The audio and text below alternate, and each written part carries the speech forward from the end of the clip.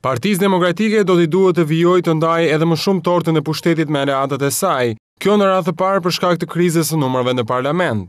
Partia e Drejtësi, Integrim dhe Unitet kërkon një post ministror në kabinetin qeveritar Berisha. Kjo është bërë e ditur nga vetë kreu i PD-s, Shpëtim Idrizi, i cili shprehet se javën e ardhshme do të fillojë negociatat me kryeministrin Sali Berisha për marrëveshjen e bashkëqeverisjes.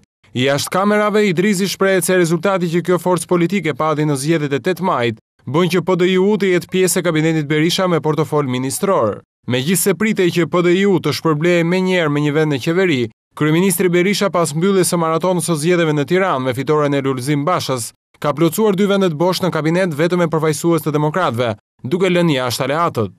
Përfaqësimi me 2 deputet në parlament i PDI-s duket se do të jetë një nga armat më të forta për rritjen e kërkesave të saj në koalicionin e djathtë qeverisës të drejtuar nga kryeministri Berisha.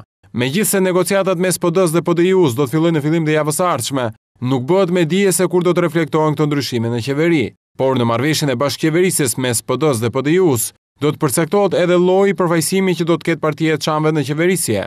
Por të parash ndërkohë nëse do të ketë një rikthim në ekzekutiv të ish numrit 2 të qeverisë, Ilir Meta, gjë që varet nga ecuria e procesit të tij gjyqësor.